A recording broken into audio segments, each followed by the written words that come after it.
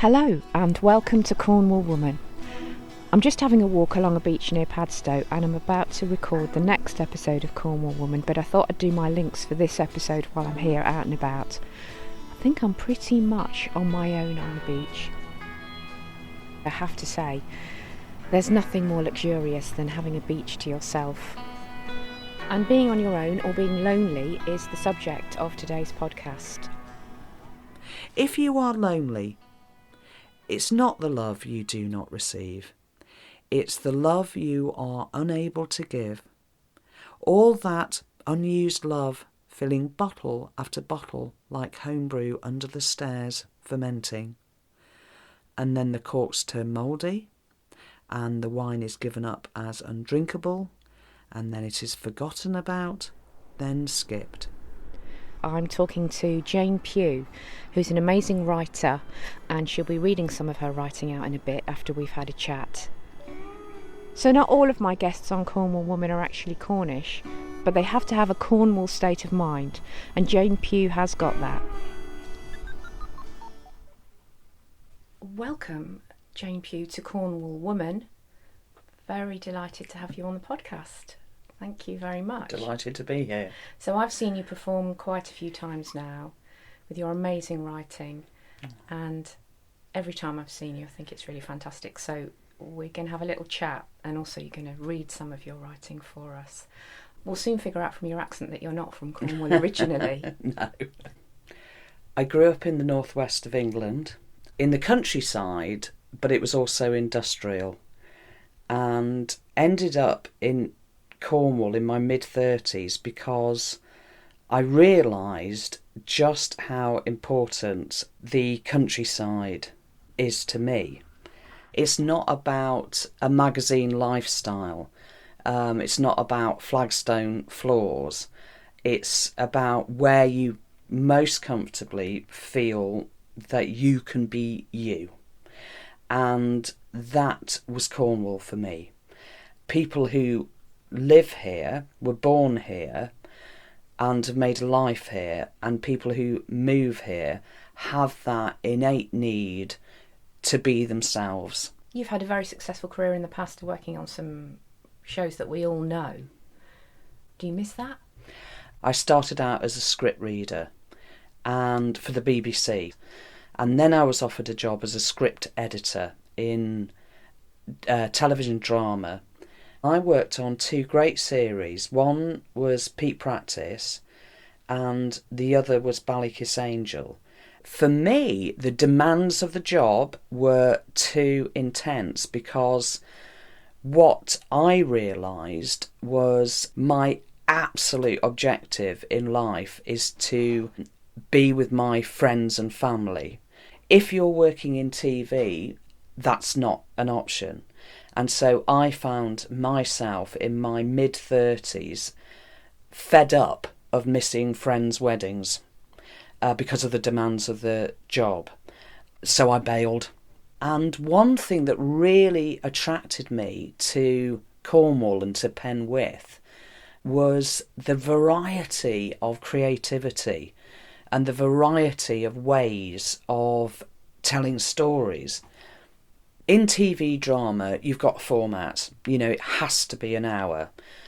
When it's on the stage, when it's on location, there are many more things at your disposal.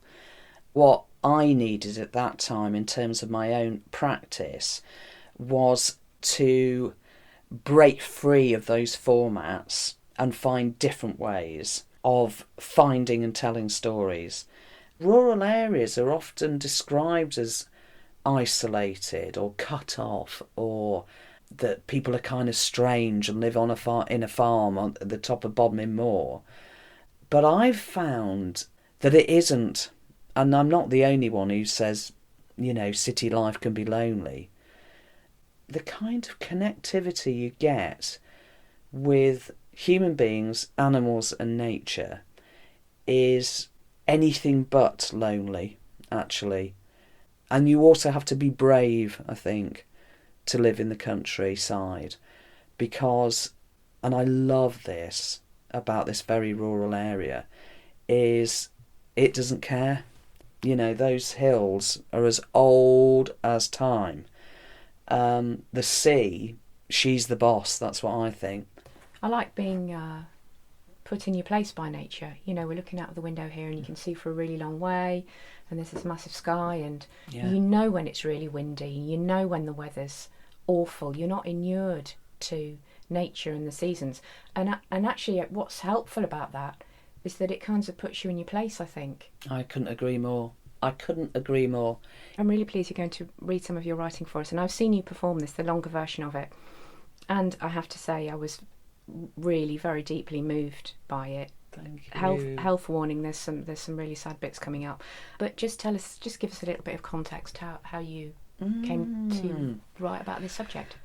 The subject is loneliness, and I've always suffered from loneliness as a child. Because I'm so social, such a sociable person. And what I learnt is that there was a lack of being able to stop, turn around and face it.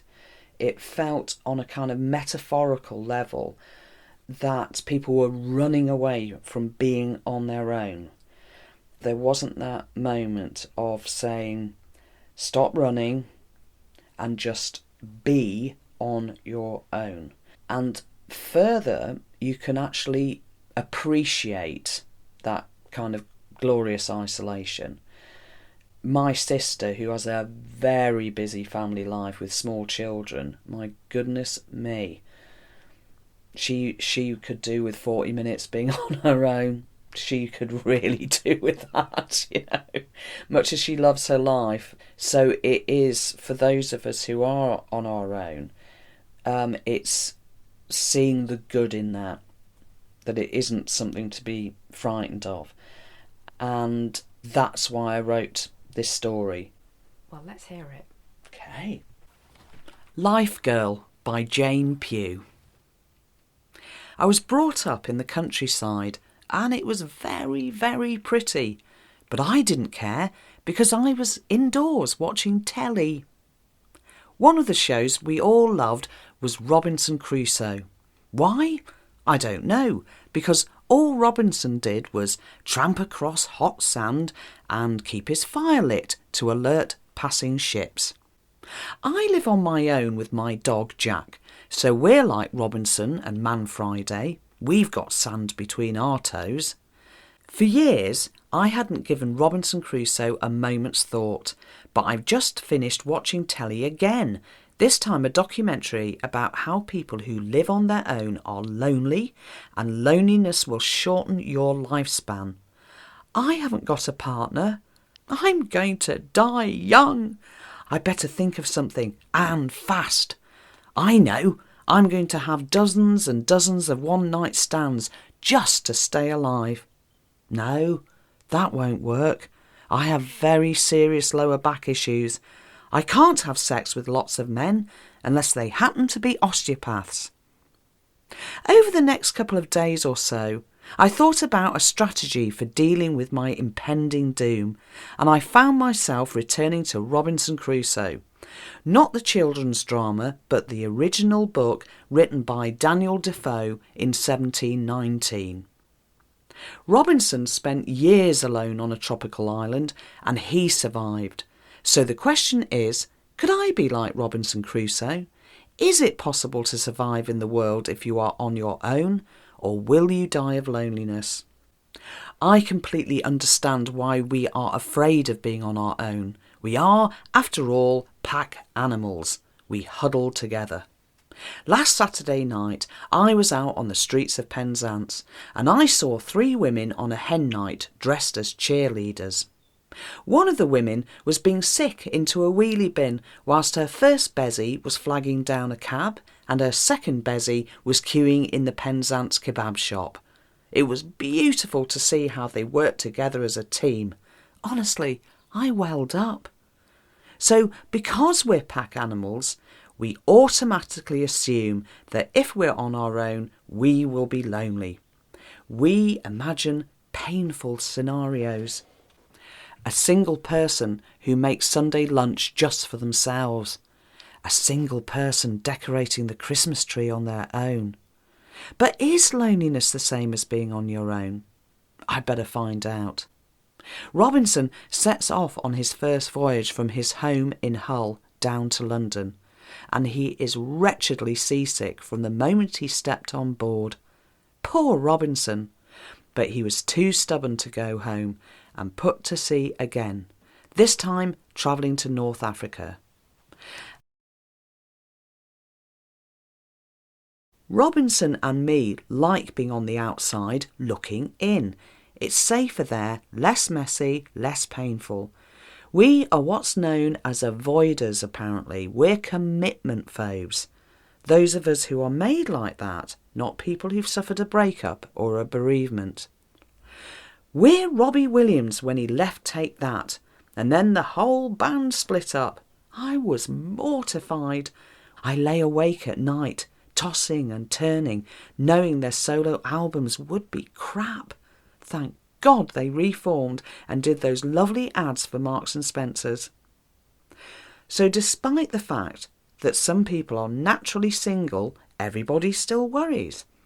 In fact, in everyday life, we use phrases like strength in numbers and if we all stick together. Sometimes I imagine everyone who lives with their partner or their family, and then everyone they live with suddenly disappears. Puff! Gone. There they are, staring at their dining room table that has too many chairs and too much cutlery. Then I remember, I live on my own. I went through all those life stages. Get married at 28? No. Have children at 33? No. So now I'm wondering if I was destined to have a lone life right from the start. And I'm not the only one. There are 7 million people who live on their own in this country. I was raised with my brother by a single mum, so obviously I'm profoundly damaged because single mothers are a handful. Actually, all mums are a handful. Mums are weird, and they get away with it. I know this chap, and his mum wears all his clothes he left behind when he moved out. There she is doing the church flowers, wearing a Prodigy sweatshirt from the 90s. In the 1970s, our mum took us to the Single Parent Caravan Club, where all us kids had one thing in common: no dad. A campsite full of fatherless children. To be fair, there was one dad who was run into the ground from lighting barbecues, fishing tennis balls out of nettle patches and reversing caravans by day, and being chased round a field by 80 sex-starved single mums at night. I've been reading Robinson Crusoe line by line and page by page, and there is a problem, a major problem. Robinson hasn't mentioned sex once. If I follow Robinson's lifestyle choices, I might never have sex again. Such a waste. I'd be lying if I said that I never thought about boyfriends. Of course I did, I still do. I do try and avoid being single. I'm jealous of people in relationships, and I was secretly pleased when the sweet couple from book club split up. Maybe Robinson didn't need a relationship. We're told 1 billion times during the course of our lives that being in a partnership is essential. Really? Do I need a man? I've got Jack the dog. He gets up in the morning, has a poo, then goes back to bed. Tell me the difference. I've been thinking about this, and of course there's a difference. It's about physical proximity, touching. Everyone needs to be touched. We don't do enough. If you are lonely, it's not the love you do not receive. It's the love you are unable to give. All that unused love filling bottle after bottle like homebrew under the stairs, fermenting. And then the corks turn mouldy, and the wine is given up as undrinkable, and then it is forgotten about, then skipped. Why Providence should thus completely ruin its creatures, and render them so absolutely miserable, so without help, abandoned, so entirely depressed, that it should hardly be rational to be thankful for such a life. Robinson makes a plan. First, health and fresh water. Secondly, shelter from the heat of the sun. Thirdly, security from ravenous creatures, whether men or beasts. Fourthly, a view to the sea, that if God sent any ship in sight, I might not lose any advantage of my deliverance. Humans need to be around living creatures, and if we can't find one with 2 legs, we'll find one with 4. In India, they like cows. In fact, cows are sacred, so you're not allowed to kill them or be mean to them. I could go home tonight to find a cow hogging the sofa, and I couldn't tell her to get off or even budge up.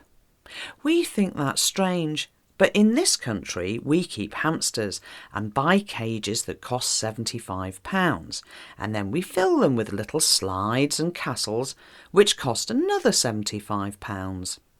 And then the hamster dies. Robinson kept pets, a dog, a parrot and a goat, and they all rub along together.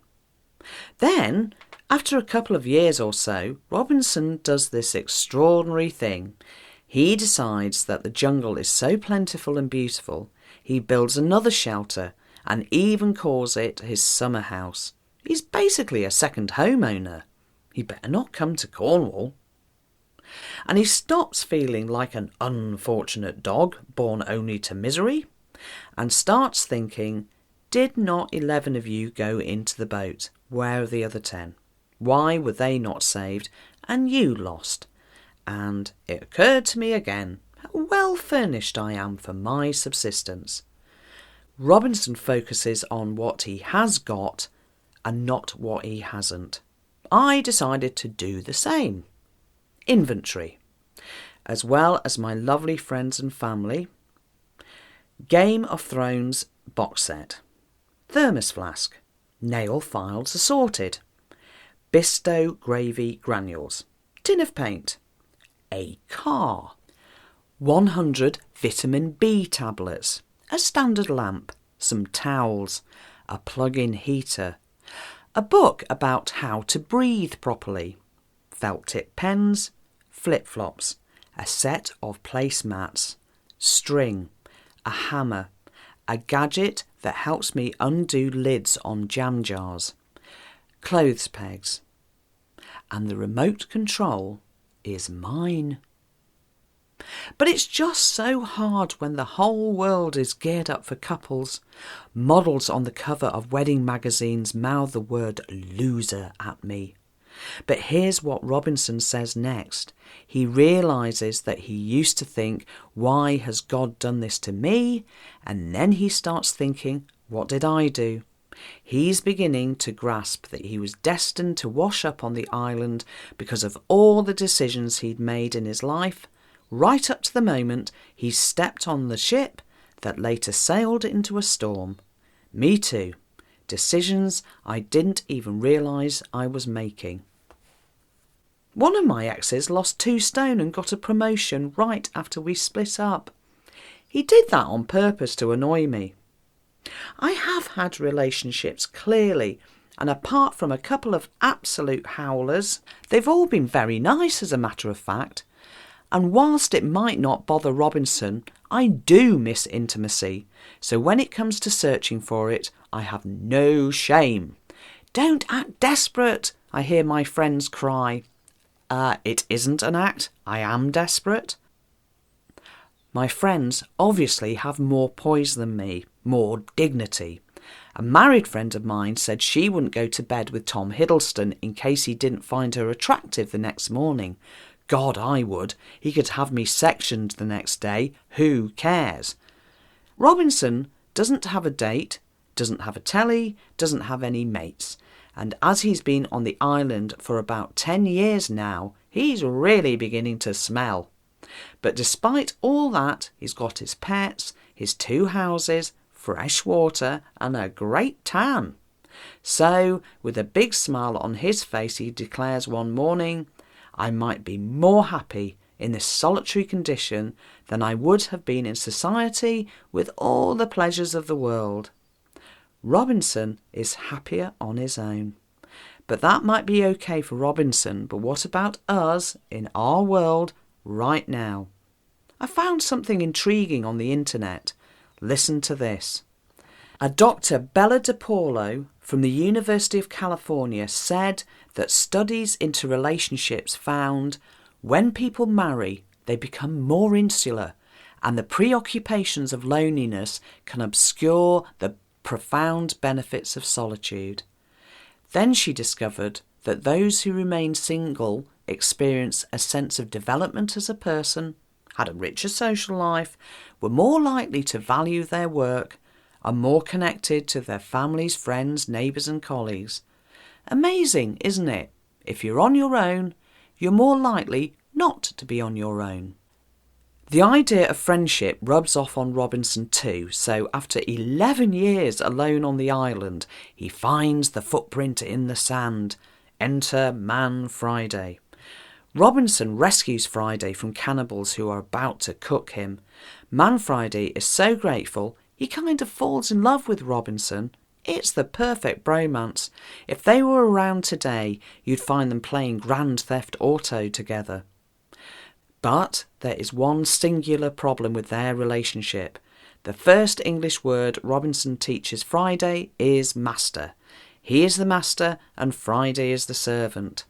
Maybe that's where I've gone wrong, because that's what I've been looking for all these years, a Man Friday. I'm colonial by nature. I want to colonise a man. Grill me a pork chop or I'll have you flogged. And I love men. I have amazing male friends, stand out. I like being with men. I work with men, go on holiday with them, go to parties, go dancing with men. It wasn't always like that. When I was growing up, no lad would dance with a fat girl. Even fat boys didn't dance with fat girls. And you can't always dance on your own, can you? Because then we'd never procreate and the species would die out. Babies. Yeah, pretty much most of us women, not all, but most of us think about having a baby. And the men too. In my 20s, I did not want to get pregnant, and any man who came near me had to be vacuum sealed. But by the time I turned 33, I really needed a baby, a family of my own. And I tried everything, and bit by bit, and year by year, the dread of knowing it was not going to happen intensified. That ocean of dread is like the water that almost drowned Robinson. That ocean welled up and swelled around me and all the other men and women who needed a child and didn't get one. We bob around in the sea, and the land is too far away to reach, so our limbs tire, and in the heat of the day our lips chap, our skin burns, our eyes blister, throats dry and swell. Then, as night falls and the air cools, we can no longer stay afloat, so our bodies sink under the waves. For as long as we can, we hold our breath, but then finally our mouths snap open. Salt water fills our lungs along with the pain. From then on, we live as drowned people. Our homes are filled floor to ceiling with seawater, and we drift from room to room. Our hair floats in the silence.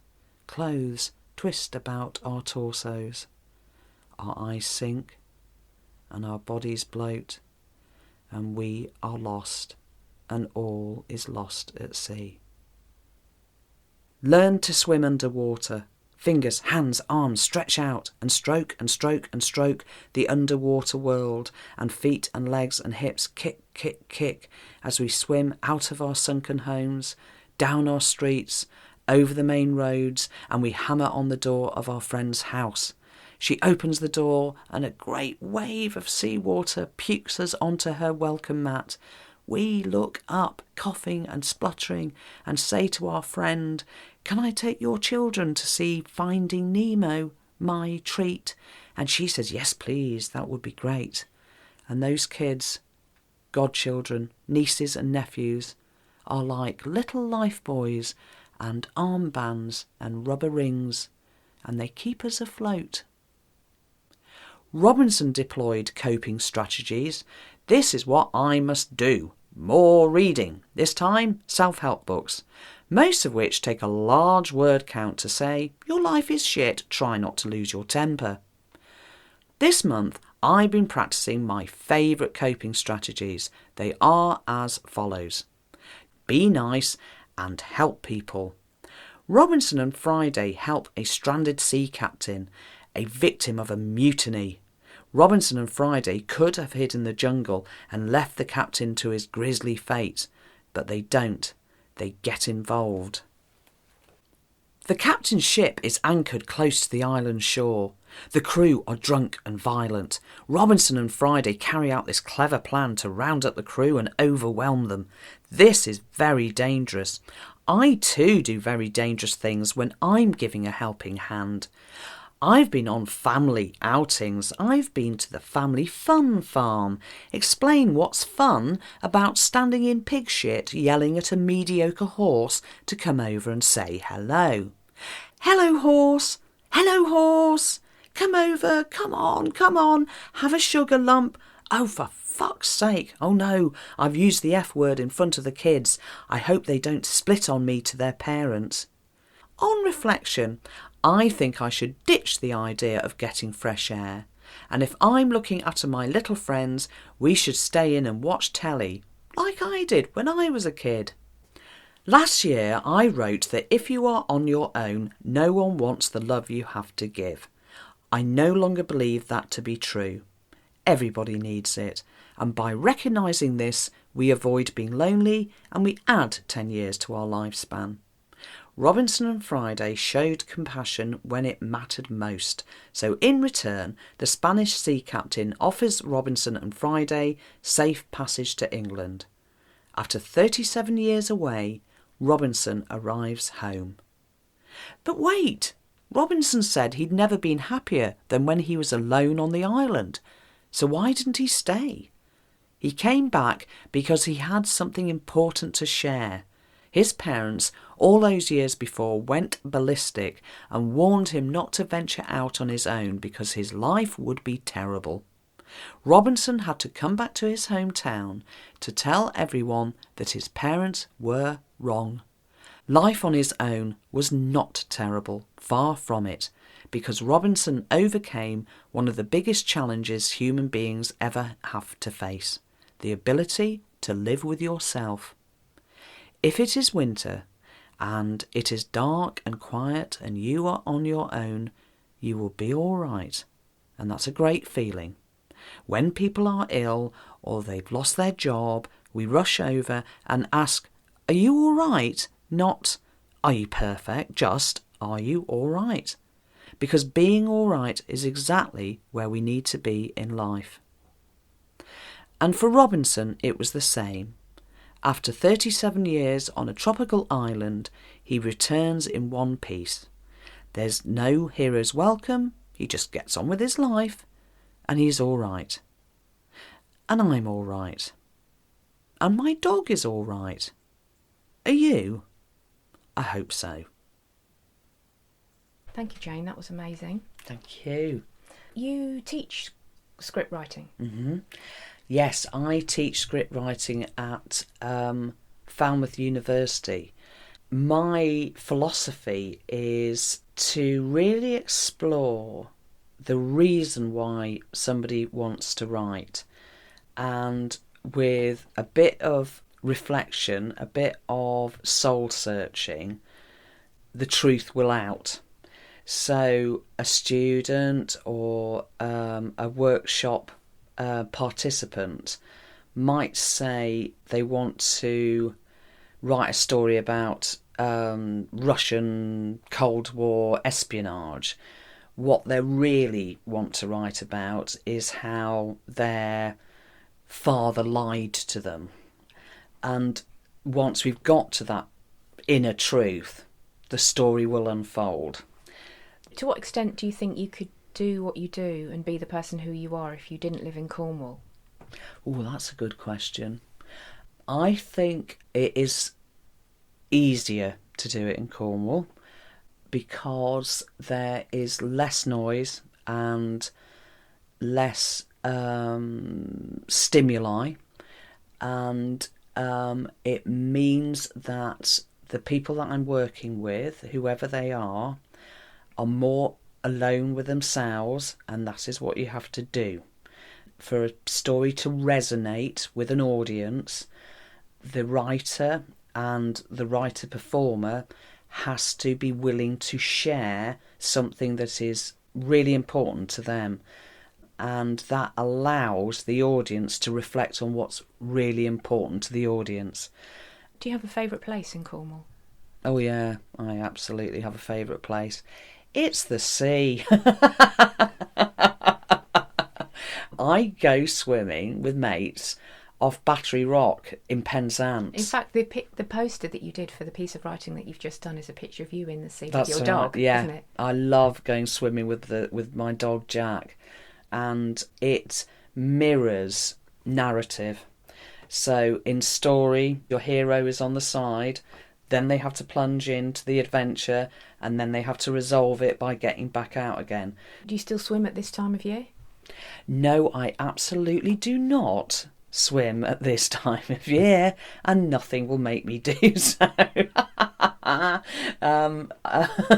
Some people, they say it's really, it genuinely is, it's really good for your mental health, but, I'll take antidepressants in the winter.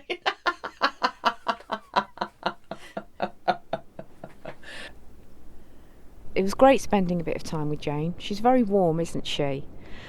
So now I'm about to interview somebody called Emily Stevenson, who's going to be in the next episode of Cornwall Woman. She calls herself the Beach Guardian, and she's going to talk to me about all sorts of things, including, obviously, her environmental concerns, other issues like well-being and bullying. So if you haven't done already, please subscribe to Cornwall Woman. You can do that on iTunes or Podbean or wherever you're listening to this now. And I look forward to joining you again very soon on a quiet beach.